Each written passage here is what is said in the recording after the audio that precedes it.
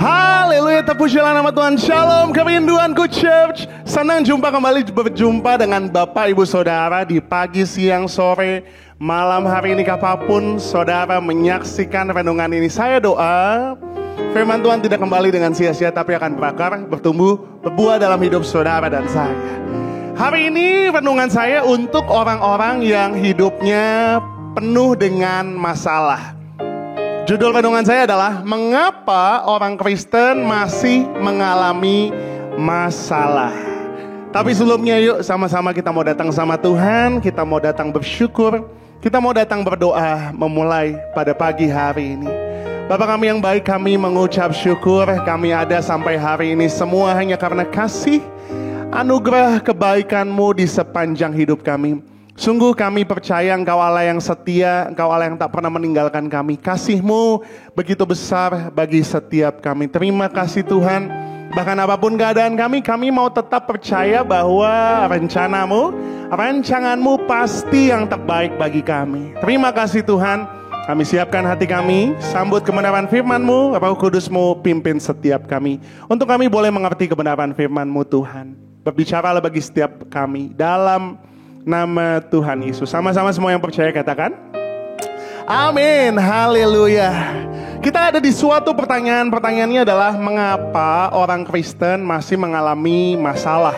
Katanya ikut Tuhan pasti semuanya baik-baik aja. Ya, ikut Tuhan semuanya baik-baik aja. Tapi Tuhan gak pernah janji bahwa kita gak akan punya masalah.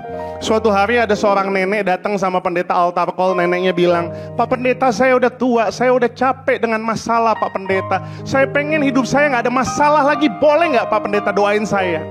Terus pendetanya bilang, Nek, saya bisa aja doain nenek begitu. Tapi saya takut kalau saya doain nenek hidupnya gak lagi ada masalah, saya takut Tuhan jawab doa saya.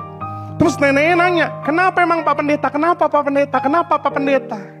Soalnya Nek, orang yang gak punya masalah adalah orang-orang yang ada di Petamburan, yang ada di San Diego Hills, orang-orang yang udah dipanggil Tuhan, baru dia gak punya masalah. Karena setiap orang selama mereka hidup, mereka pasti punya yang namanya masalah. Masalah gak dicari datang sendiri, makanya jangan cari masalah.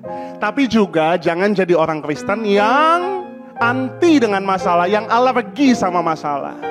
Tapi hari ini kita belajar, apa sih maksud Tuhan di balik setiap masalah yang kita hadapi hari-hari ini. Mungkin saudara lagi capek dengan banyaknya masalah dalam hidup saudara, tapi saya doa renungan ini jadi berkat, jadi kekuatan bagi setiap kita. Yang pertama, apa maksud Tuhan di balik setiap masalah? Yang pertama, Tuhan menggunakan masalah untuk membentuk karakter kita. Firman Tuhan katakan seperti ini saudara. Yakobus 1 ayat 2 sampai ayat yang keempat. Saudara-saudaraku, anggaplah sebagai suatu kebahagiaan apabila kamu jatuh ke dalam berbagai-bagai pencobaan. Sebab kamu tahu bahwa ujian terhadap imanmu itu menghasilkan keteguhan. Dan biarkanlah keteguhan itu memperoleh buah yang matang supaya kamu menjadi sempurna dan utuh dan tak kekurangan suatu apapun. Saudara bisa lihat awalnya dikatakan berbahagialah, suatu kebahagiaan apabila kamu jatuh ke dalam berbagai-bagai pencobaan. Awalnya adalah pencobaan. Tapi saudara lihat ujungnya. Saudara harus lihat ujungnya adalah dikatakan supaya kamu menjadi sempurna, utuh dan tak kekurangan suatu apapun. Ya, bungkusnya adalah pencobaan, tetapi di dalamnya ada pembentukan Tuhan yang begitu dahsyat bagi setiap kita. Saudara harus merubah mindset saudara. Yang mungkin saudara sekarang pikir itu masalah, tapi saudara harus ubah, melihat itu sebagai proses pembentukan Tuhan atas hidup saudara. Tuhan sayang sama saudara. Tuhan gak mau hidup saudara gitu-gitu aja. Makanya salah satu cara untuk Tuhan membentuk saudara adalah dengan Tuhan mengizinkan masalah. Dalam menghadapi masalah, Tuhan ingin kita berkembang di dalam iman dan karakter kita.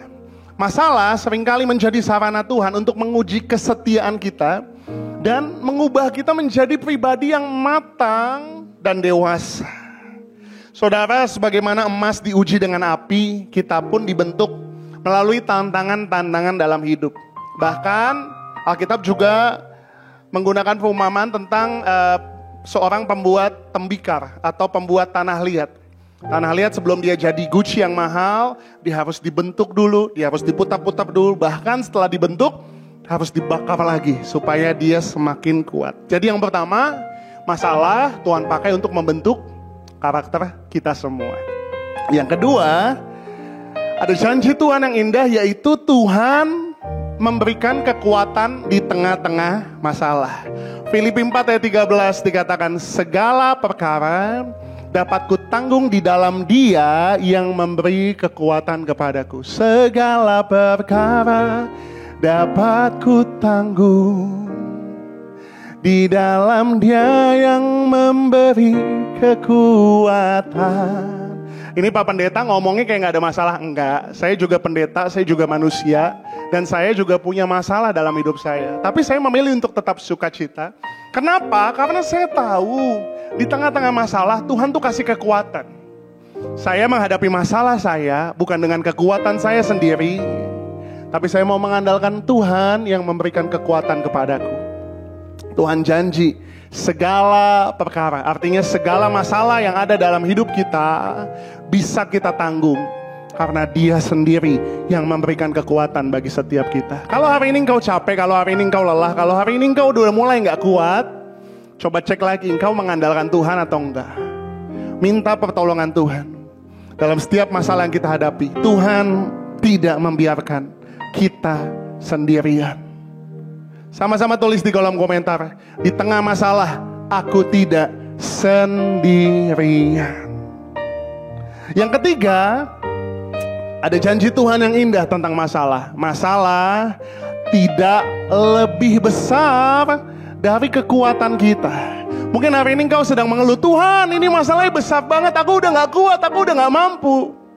Tapi kalau Tuhan izinkan itu terjadi dalam hidup saudara, artinya Tuhan tahu engkau mampu menghadapi itu semua. Kita lihat ayatnya. 1 Korintus 10 ayat 13. Pencobaan-pencobaan yang kamu alami ialah pencobaan-pencobaan biasa yang tidak melebihi kekuatan manusia. Sebab Allah setia dan karena itu Ia tidak akan membiarkan kamu dicobai melampaui kekuatanmu. Ini janji Tuhan. Tuhan tidak akan memberikan masalah di luar batas kemampuan kita. Tapi gak hanya sampai di situ saudara. Saudara baca lagi ayatnya. Firman Tuhan katakan, pada waktu kamu dicobai, Ia akan memberikan kepadamu jalan keluar sehingga kamu dapat menanggungnya. Artinya apa? Hanya Yesus, Dia satu-satunya sumber jalan keluar dalam hidup kita. Kalau Tuhan izinkan kita melewati lembah kekelaman itu, Tuhan yang akan membawa kita keluar dari lembah kekelaman itu saudara. Yang keempat, seringkali saudara, masalah membuat kita lebih dekat sama Tuhan. Firman Tuhan katakan di Mazmur 34 ayat yang ke-18, Tuhan itu dekat kepada orang-orang yang patah hati dan Ia menyelamatkan orang-orang yang remuk jiwanya. Masalah dapat membawa kita dalam titik terendah dalam hidup kita. Tapi justru di saat titik terendah itu, engkau benar-benar mengetahui bahwa hanya Tuhan yang kau bisa andalkan. Hanya Tuhan yang kau punya. Di titik terendah, di banyaknya masalah, engkau bisa melihat siapa teman sejati yang engkau miliki.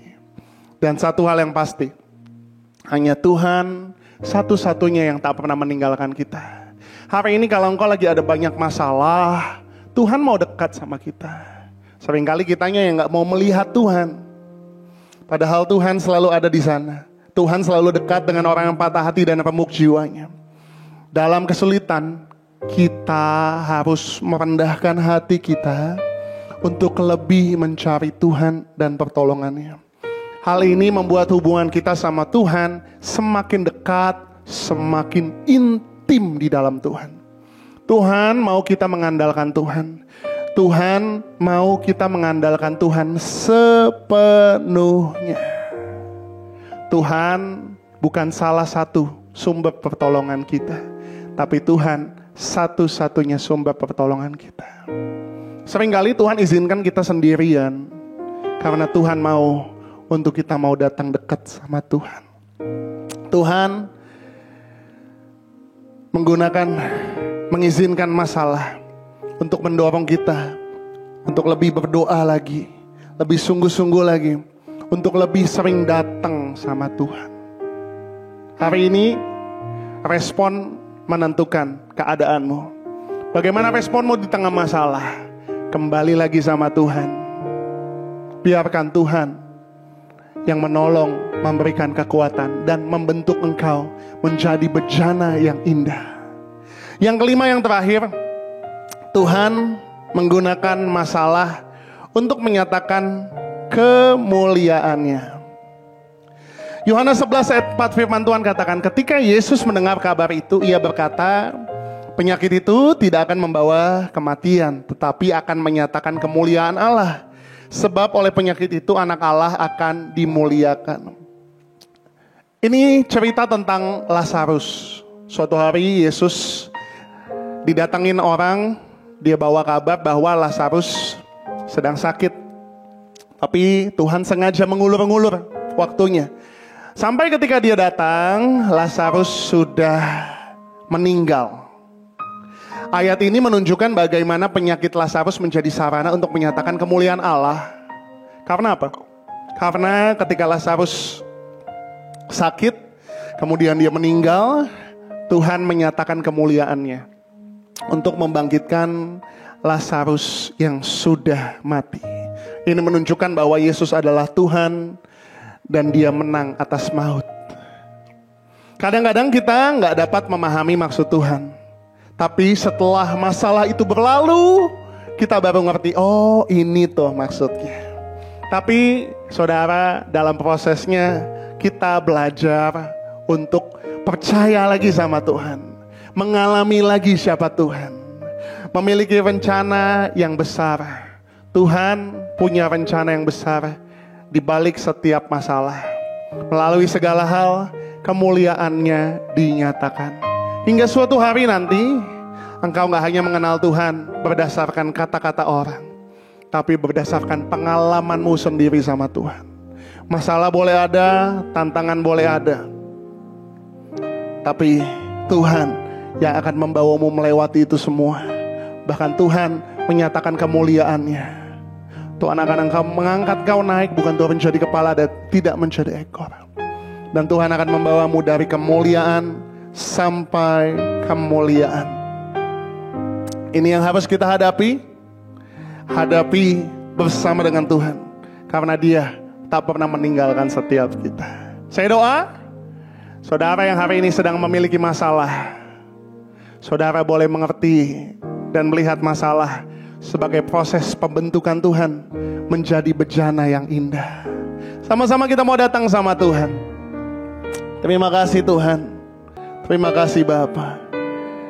Apa yang kau alami kini mungkin tak dapat engkau mengerti.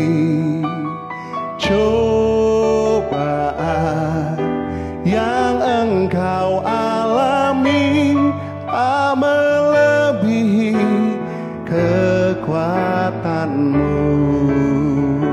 Sama-sama katakan, tangan Tuhan sedang merendam suatu karya yang agung mulia.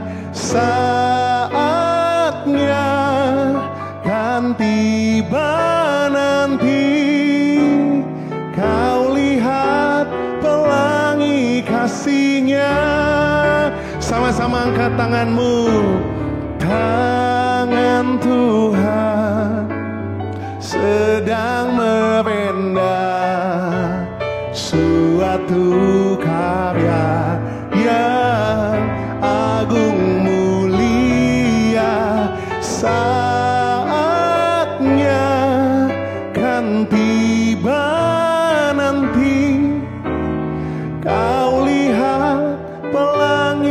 kasih-Nya.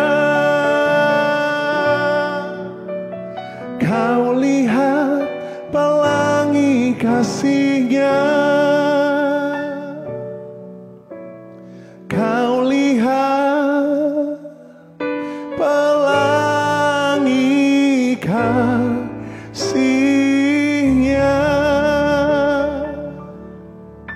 Apapun keadaan kami Tuhan hari ini, apapun masalah yang kami hadapi hari ini, kami mau tetap percaya Tuhan setia.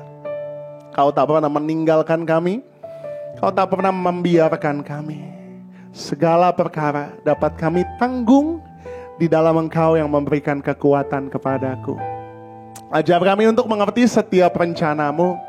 Ajar kami untuk mengerti bahwa setiap masalah yang Tuhan izinkan terjadi dalam hidup kami untuk membawa kebaikan bagi setiap kami, untuk membentuk kami sesuai dengan apa yang Tuhan mau. Rencana-Mu pasti yang terbaik bagi setiap kami. Berikan kami kekuatan, berikan kami keteguhan untuk kami boleh menghadapi masalah ini, dan kami mau tetap setia sama Tuhan sampai selama-lamanya. Mari semua yang percaya katakan amin. Terpujilah nama Tuhan. Tetap semangat saudara, tetap berjalan bersama dengan Tuhan. Engkau cakap menanggung segala perkara. Yang punya surga, crazy love with you. Bye-bye.